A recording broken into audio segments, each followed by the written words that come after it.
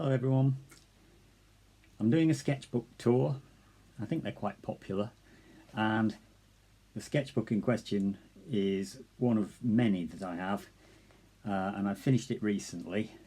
I started it in probably, let me just see, 2022, and it documents quite a bit of a place where I used to work, which is the Royal Albert Memorial Museum, known as RAMM now, in Exeter. I worked there for 36 years, 24 of which were full-time, and the final 12 were half-time when I left to become an artist and work for other museums as well, freelance, doing display work, design work and installation work on mounting objects for display. And I work for the National Trust quite a lot too in that capacity. It's very fulfilling work, it's very interesting, and I can pick and choose because I've technically retired from there now, and I carry on being self-employed as an artist and occasional museum installer, designer, etc. And I enjoy the work, and I've got lots of contacts, and throughout my career in the museums I did quite a lot of drawing from the collection down the years, and the video which you're about to see, if you stay with me, keep tuned, starts off with a few of my earlier drawings going back probably as, I don't know, 15-20 years. I didn't really look at the dates, but some of them are quite old, and they just feature in one or two of my older sketchbooks. But I thought it'd be quite nice to show that because of the continuity of what led me to do this particular book. When I started teaching watercolours about 8 years ago, I think it was 7 or 8 years ago, I realised that my drawing was quite weak actually. I always thought I could draw most things, but I realised that I really couldn't, and it was time to get back to the drawing board and actually really start to work hard in order to teach it properly. And it was quite a long and tricky journey, but out of it, because I choose to do a lot of different projects with different subject matter for my classes, I actually found that I started to take interest in drawing lots of different subjects, which for the class was very good, although sometimes they find it a bit challenging, but then so do I. But it's made me draw things from insects to portraits to boats, the sea, clouds, buildings, all kinds of things. So in the course of doing that, I realised that my love for drawing and painting was sadly lacking, and it needed to be improved, and so I've endeavoured to work harder and do a lot more drawing in my sketchbooks. And I think whilst this was a difficult thing, and it's quite a difficult thing to swallow, it's made me realise how inadequate my drawing was.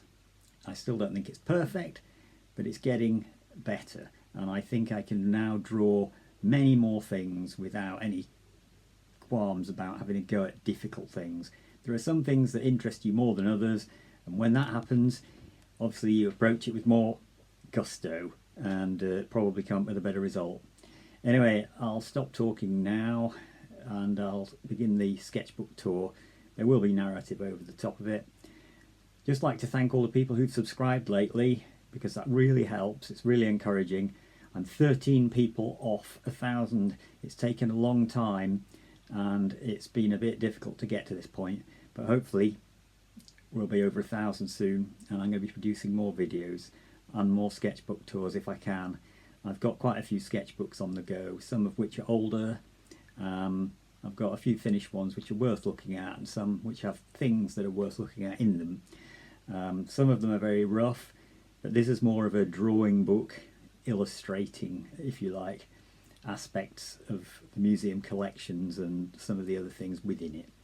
So one of the other things I'm just going to say is the sketchbook itself is a W.H. Smith's hardback sketchbook, and I bought it in a sale. I always used to use Rowney sketchbooks, the ivory ones, And I bought this in a sale because I couldn't get hold of an ivory one at the time. They don't seem to do this often. They're harder to track down. They tend to do what's called an ebony. However, I bought this thinking it would be fine.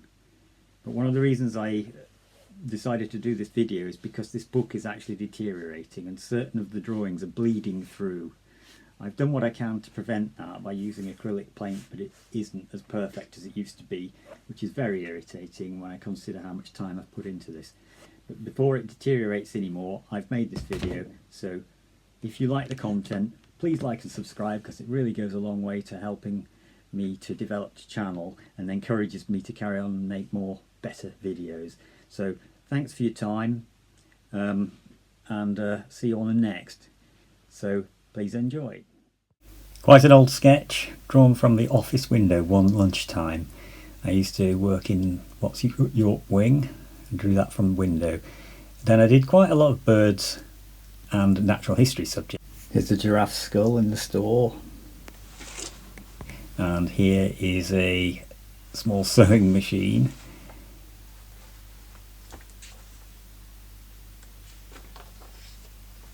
So this is a dolphin skeleton, and that actually appears in the main Sketchbook Tour, except a different drawing, more developed. Another sewing machine, Singer, and various natural history specimens.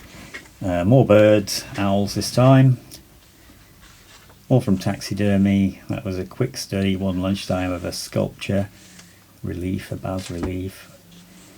And I think this one's a peregrine falcon from behind, which is actually on display in the museum when I drew it one lunchtime. These are from the store. That's a stork, I think it is. It's a skin specimen. So these are heads. They used to be on display in the museum foyer many years before I started working there, but they were deemed not suitable anymore. So they're in one of the large stores off-site. And this is another old sketchbook. So there are a few more bird drawings, but these are very old. I mean, well over 10 years old. So here begins the sketchbook at long last, the sketchbook study. And I started with a pen and ink drawing, and it's basically fine liners, grey fine liners, different greys. Just drawing it in the workshop where I used to spend a lot of my time machining wood and making mounts for objects. It's in the basement of the museum. And this is our office in the conservation lab up at the top, and I used to sit at that computer over there, and we'd have our tea time in there if ever we needed to have a cuppa. This is the stairs at the bottom of York Wing behind the scenes, and I particularly like those finials which hang down. The parquet was very difficult to draw, as you can imagine. Here's that dolphin skeleton again. And this time I've used some pencil crayon, and in the background there's a thing called Arthur Lion, which is basically half of a lion, and we used to call it Arthur Lion as a joke. This is behind the scenes in the museum. It's a thing called the back of the core wall, which if you go in the museum you'll see it's about 9 or 10 metres tall, and there are cells which you do the display work from behind. Quite difficult, and you have to use a lift, which is that thing in the foreground. So this is the Aves gallery where the bird display is, and I designed the layout for this, and then the team I was working with, we all did a lot of work to assemble it and worked with the curator of natural history to get all the genus of birds correct and laid out in a very interesting way. So from this time on I moved on from just the pen drawings, and I started doing pencil crayon as well, watercolour pencils. I don't use a lot of water with them, but I overlay them so that there's quite a lot of different colours. And a lot of these objects are quite dark and in fairly dim conditions, so some of them I've used photography to arrive at the subject matter. There's a whole array of African masks on display, and I began to get excited by the different colours that I could use for fairly brown objects and dark objects, but of course there are some very brightly coloured ones too, as you can see here. So I was trying to design the pages as well and make them quite interesting in the way that these faces are looking inwards and the ones on the left are looking inwards, and hopefully they relate as a nice double page spread. So this is a fairly unfinished drawing of the actual museum, but it's so complicated and I really kind of lost interest on it. I was more interested in drawing objects. So a couple of tiger skulls and the tiger which is on display. And when I drew the tiger, there were a whole horde of French kids, school kids, milling around and knocking into me and getting in the way, but you've just got to persist.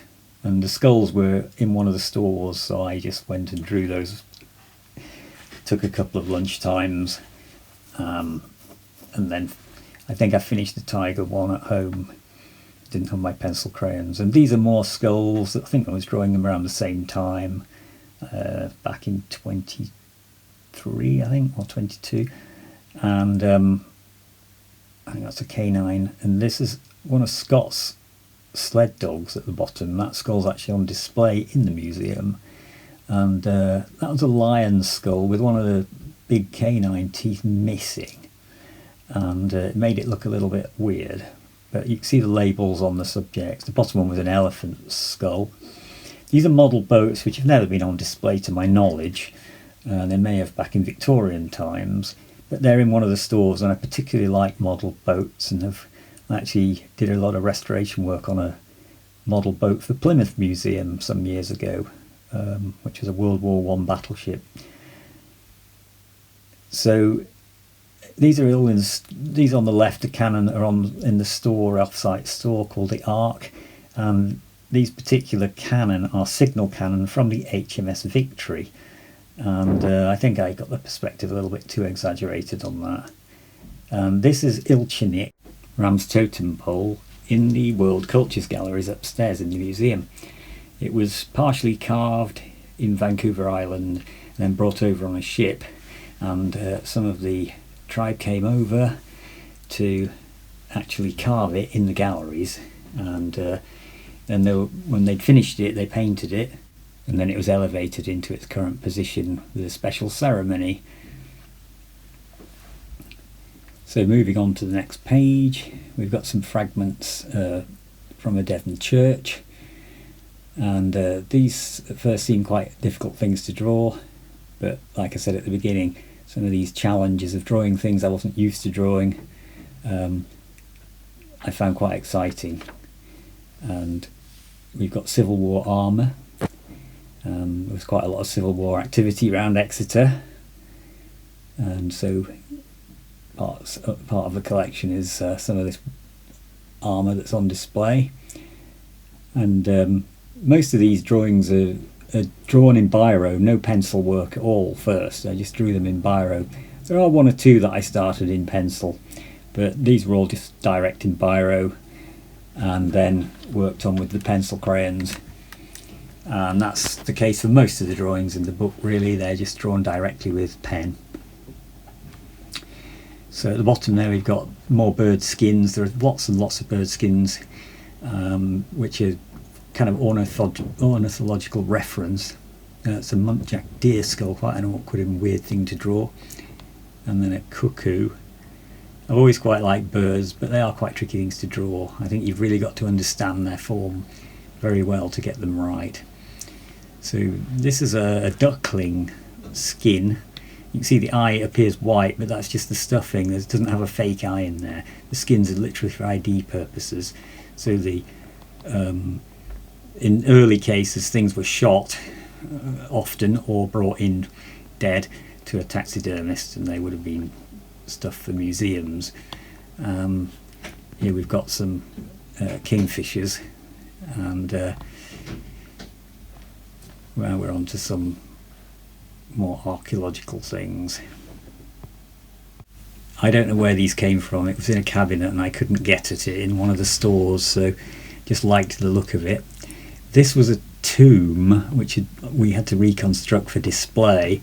The archaeological findings were just the stones and the urn, and it would have been buried under the ground. We had to make a special mount to hold all the rocks in the right position. So now we've got some of the actual architecture of the building. It's a kind of Gothic revival Victorian building, and these capitals are quite ornamental, and I wanted to represent some of the building, and they were quite tricky to draw perspective wise, and the light wasn't always good on them. I think I got the bottom right one okay, pretty nicely there. It really looks like it was solidly on the ground. So some more architectural fragments. Again, the perspective's a little bit exaggerated, I think, but I just wanted to show quite a few of the features, because there are lots of interesting architectural things around RAMM, and these commemorative plaques as well. I thought they'd make an interesting page, not just about collections but about the building itself, which is nice to cover. So carrying on with that theme, it is the Royal Albert Memorial Museum, and these two heads are in the foyer, and nowhere does it say that it's Victoria and Albert, but you can see Albert in the bottom right there, and I think that it was them personally. And we've got in the Egyptian gallery, which is quite a dark and dim gallery. These are definitely from photographs, because they're quite difficult to get at, and it's quite a small gallery. You can't really set up in there very easily, and I was quite pleased with that head. Well, you can see lines bleeding through from the other page, which is a great shame, but it was quite satisfying drawing, because it's fairly complex and I didn't do too much drawing. So this is the man trap. You can hardly see it. It's on display. The bottom right, the bottom left thing is not actually from the museum. I just wanted to show another example of it. But we actually set that trap off once when I hadn't been at the museum for very long.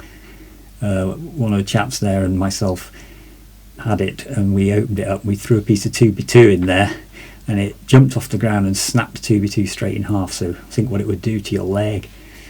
So these are kind of modern costumes from abroad and South America, and this is a British costume, a dress, and I think it's Georgian, not quite sure of the date, I did write it down. More ethnographical items on the left there, from the galleries upstairs. It's just nice to portray different aspects of the collection. So I thought these would be quite difficult to draw, but I really enjoyed drawing these, because the colours in them I've really brought out and looked hard into them. I did mount a lot of those specimens, and once upon a time I would have had struggle to draw any of these things, because I wouldn't have been able to look so deeply into them as I can now. And I really enjoyed drawing them. And you can see the mounts that hold them in position are portrayed in the drawing as well. That particular one is a replica, quite an old replica though, and the label details that. But you can see these mounts, that they stand off the case base, holds them up. This is a large, I think it's a very ancient sort of socketed shoulder blade of a cow or something along those lines. I can't remember exactly what it is. Yeah, cattle bone it says at the top there. These two are also cattle bones, and then on the right we've got some more flints, except they're from Egypt this time, ancient Egypt. Beautifully knapped flints. The drawings are more or less actual size of the objects, not all of them, but those arrowheads certainly were. And I kind of went in with the blue pencil first and then just worked over it in colours. So there's quite a lot of ceramics as well in the collection. I didn't do a lot of ceramics. There's only so much room in the book anyway, and a lot of it's quite difficult to get at because it's in storage. I really struggled with the one on the right. I think the photograph I worked from wasn't very brilliant. But as I say, a lot of things I have worked from life. These pistols were quite tricky to draw because, whilst they're interesting objects, they're just displayed flat on a wall in a case, and it's quite difficult to make them look anything interesting. And I did kind of paint over with acrylic paint and fiddle around with it a few times. So this is a Victorian pram that went on display in a temporary exhibition shortly towards the end of when I was working there, and I had to rebuild part of the wheel. and I for the pram and for these clocks, I'd kind of been looking at a lot of urban sketching recently, and a much more free style of drawing, which I really wanted to do. I couldn't be bothered to do anything so tight for a while, and then I returned to the more consistent style that's been present throughout the book, with a few more Mediterranean archaeological things, and then this really tightened up with this portrayal of a Japanese scroll, which is on display upstairs in the museum. And I really wanted to do that, something a little bit more adventurous. And similarly with this, you can see where the drawing has bled through the page, which is part of the problem, but I decided I would only work on one page at a time, one side, one leaf, so I didn't get the bleed through affecting the drawings. I think this is the only pencil drawing in the book, and I'd had a break from the book for quite a long time, and when we went into the museum with the urban sketches, I decided I would rekindle the book, because we were moved on from a cafe, having overstayed our welcome, and went to the museum to do some drawing. And so I decided I'd get my museum sketchbook out again. So this is drawn in pen again, and it's quite a fun doll, quite a modern doll. And I then moved on to one of RAMM's quite well-known objects, it's known as the No mask, but it's from No Theatre really, in Japan.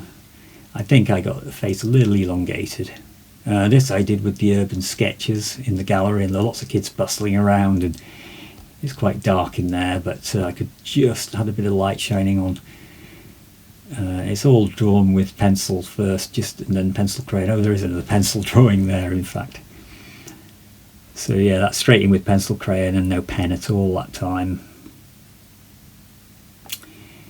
And that's very recently drawn.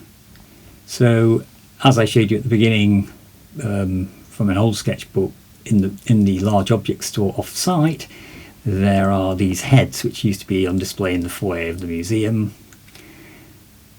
and this is part of a display in the local history section, and those are shop signs, an old key and a large hammer. And then back to the world cultures, and I got particularly interested in portraying something quite colourful, because a lot of museum objects are quite dull looking really, in isolation, quite brown, but this is a very colourful object. And next to it there are these grasses as part of another costume, but I was particularly interested in all the pieces dangling from it, and in real life it's in the dark of a case. This is one of RAMM's star objects. It's a Tahitian mourner's costume. It's very tall actually. It's very rare as well, and it's very brown. And so the circular items attached to the curved piece are all mother of pearl, and they iridesce. They really do look something special. And this is the Ashbrington Church rood screen doors, and the saints in the bottom part have all been defaced or have deteriorated so much that they're hardly visible anymore, and I quite liked that. This is an Uval dance crest, which is RAMM purchased some of these. They're quite recently made, and they're very rare things to have in a museum, and RAMM has several of them, but this one's on display. And it was quite a complex thing to draw, as you can see, and again I was quite interested in leaving certain bits untouched, like the drawing on the left, and at the bottom just leaving it fading out to nothing. I quite like that unfinished appearance against the more detailed bit. So we've got a couple of archaeological jawbones which have been worked on to look deep into the jaw, and that's what the cutout is, and they're red from the Devon earth. I think they're Roman possibly. And then in the same gallery further over there's a World War II gas mask for a baby, and one of the conservators built a wonderful little cloth baby to illustrate how it worked. This is one of the only art pieces I've displayed other than the Japanese scroll. It's a 17th century, I think, portrait of somebody called Elizabeth Flay. And I always thought it was curious, and it's very dark painting and it's glazed, so it's quite tricky. And this is the last drawing in the book, which is the old entrance to York Wing, or exit if you like. And that's all, folks. Little look at one of my sketchbooks. There are lots of objects in that museum. It's a great place to visit. It's free entry and well worth a trip to Exeter, or if you're in Exeter, having a look round. It's closed on Mondays. They've got a website with lots of information for visitors and access, so I would recommend it as a museum. It won Museum of the Year when it reopened after the redevelopment in, I think, 2012. If you've got any questions about any of the drawings, please do ask. I didn't have a lot of time to talk about them individually, and I didn't want to ramble on too much. So if you do have any questions, I've got notes in my sketchbook about what they are, and I can answer them as far as I've annotated it. My area was more in the fine art and display than being a specific expert in any one area, and so I can only go so far with them, but I can certainly try to help if you'd like to know more, or visit the museum, as I say. So I hope you enjoyed it. If you did, please like and subscribe, and I'll see you again soon.